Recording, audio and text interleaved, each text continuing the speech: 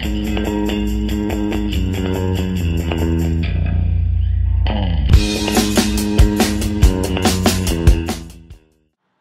guys, Steph Davis here from flipthiswholesaler.net, where I teach you to make more money, flip more houses, and kick more ass. I am here today with a brand new Q&A Tuesday video for you guys, and my question this week comes from Ellie, and Ellie writes, "Hi Steph, I recently put my first property under contract in Detroit that I believe to be a great deal. I've done some marketing to try and get it sold, but so far no bites. I don't have any buyers yet in this area, so I'm worried I won't be able to sell it.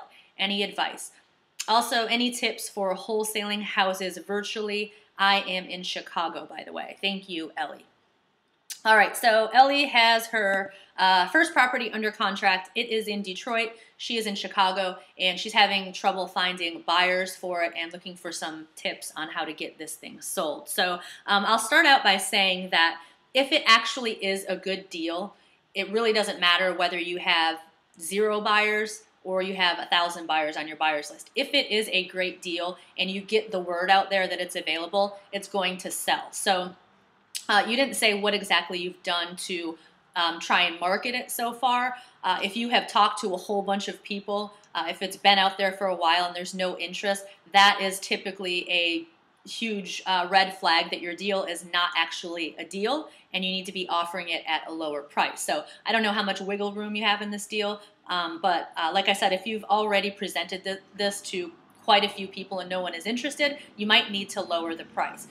Some other ideas, I don't know, maybe you've only talked to 1 or 2 people and you really haven't put it out there. Other ideas for getting exposure to this deal: number 1, put an ad in the newspaper. Now that's going to cost you some money. However, there are still people, I know a lot of folks think that no one reads the newspaper anymore, and that's true, a lot of people don't, but there are still, there's still a big section of people, a lot of older people I have found still read the newspaper.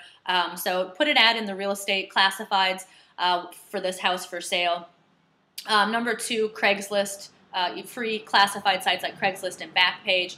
And then one thing that you can do that is also free is utilize the website gosection8.com. It's gosection and then the number 8.com. It's a website where Section 8 landlords list properties that they have for rent. What you can do is go do a search on gosection8.com. You can either search by zip code or by city. You might be able to do county too, I'm not sure. But it will pull up all of the Section 8 rentals in a specific area. I actually went in there and did a search for all of the Section 8 rentals for rent in Detroit, and there were like 400 and some odd listings. So you could just go down that entire list and call every single landlord that has a rental, a Section 8 rental, and see if they're interested in buying another one.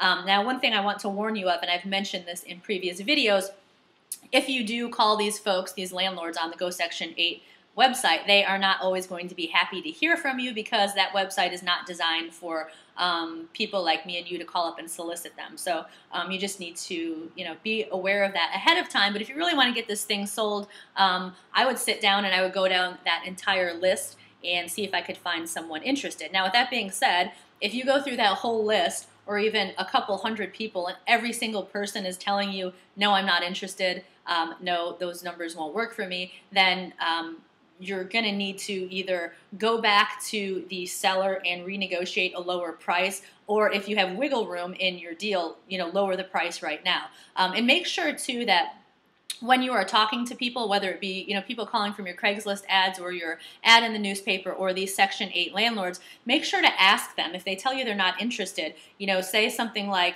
well, I might be able to, there's a little room to negotiate, or I might be able to get you a lower price. What price would work for you?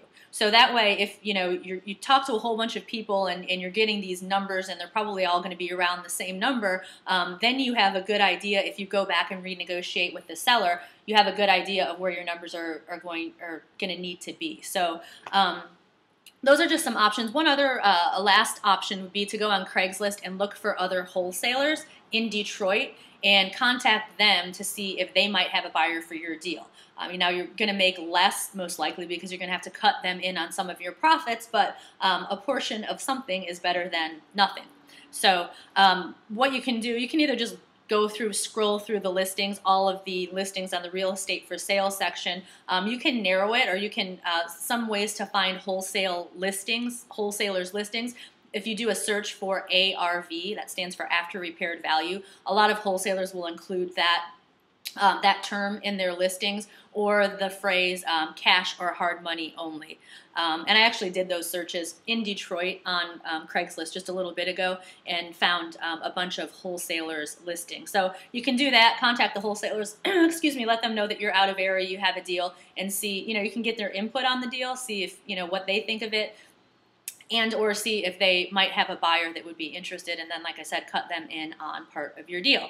As far as tips for wholesaling virtually, I personally, I do not have experience wholesaling virtually. I think, especially when you're just getting started, that you should start in your own backyard.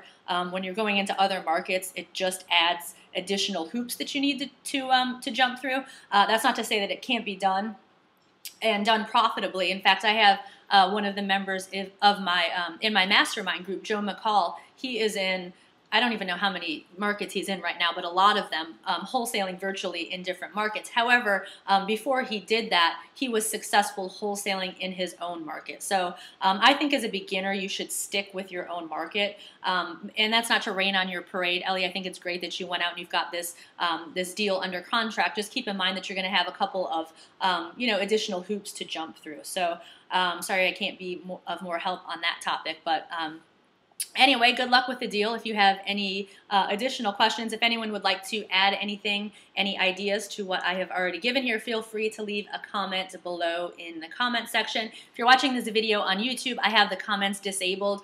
Just gets too confusing for me to go from my blog to YouTube to Facebook. So if you have a comment or a question, you can go to my blog and post it in the comments underneath this video. It's flipthiswholesaler.net.